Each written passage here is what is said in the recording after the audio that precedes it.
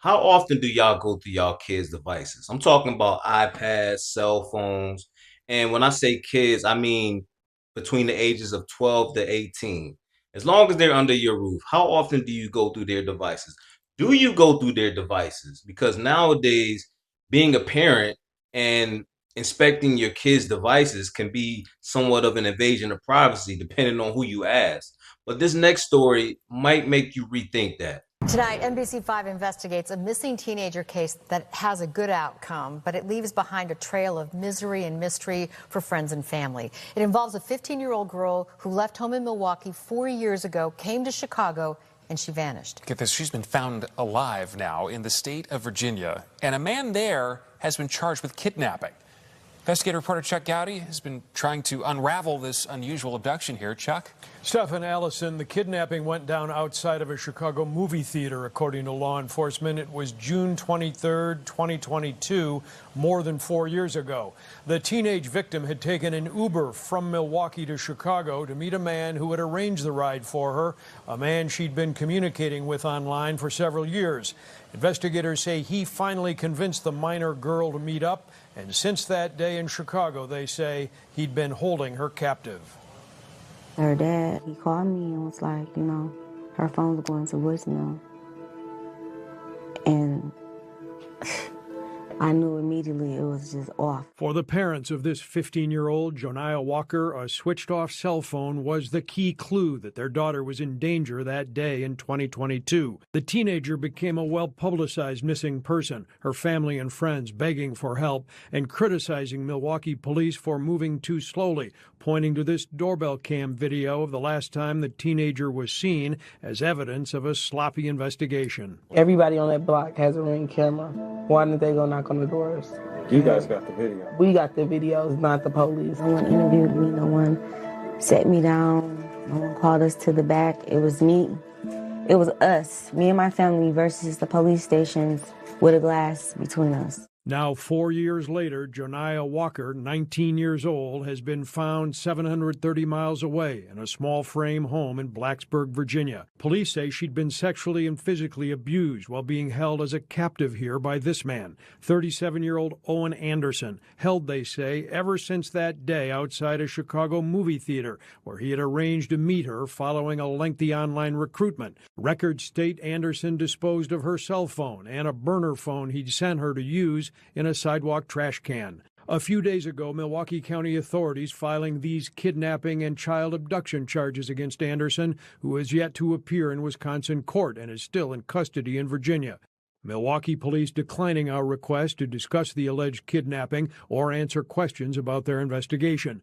An officer on the case has said previously that they had no indication the teenager had been targeted by an organized abduction ring. So as you just saw, 19-year-old Joniah Walker was found alive after she had been reported to be kidnapped in Chicago back in June 23rd of 2022. She was 15 years old at the time. Now, it's being reported that her and 37-year-old Owen Anderson had been in communications with each other since she was 12 years old. So between the ages of 12 and 15, they had been in communications with each other, whether it's on a social media app, somehow online. He finally convinced her to leave her home in Milwaukee and come to Chicago. And when she got to Chicago, he paid for her Uber. He met her at a movie theater out there. He took her phone, hit a factory reset on the phone, and basically threw it in the trash and has held her captive in a home in Virginia for the last 4 years. Blacksburg, Virginia, to be exact. This is a sick story, man, because I know so many parents believe that going through their children's iPads, going through their cell phones, going in their room, going through their drawers and reading their journals and stuff like that is an invasion of privacy. But let me tell you, man, as long as you under my roof, there is no privacy. Keep that door open. You know what I'm saying? Because you just never know who's on the other side of that phone, who your kid could be potentially speaking to. And I know now they got all these parental controls on phones and stuff like that, but these predators are finding ways to circumvent that. You know what I'm saying? And luckily, she was found alive because a lot of these stores you see, you go in a grocery store right now, there's kids that's been missing since 87. There's kids that's been missing since 96. Like, never to be found again, never to be seen again.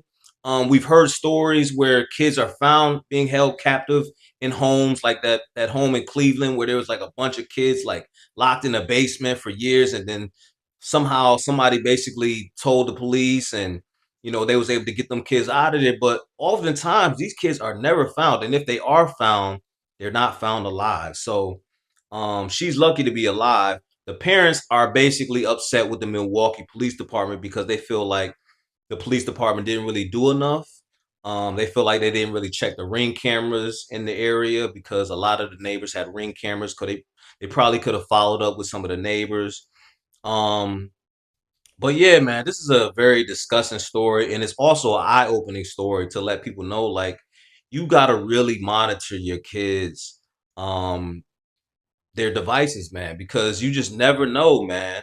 Authorities believe that he acted alone. They believe that it wasn't part of any human trafficking ring, but you know, very few details have been released. So we're still learning as the story is being reported. But he's being charged with kidnapping, child enticement, and abduction. Um, Virginia authorities have also charged him with abduction, strangulation, and child abuse. So, hopefully this guy never sees the light of day.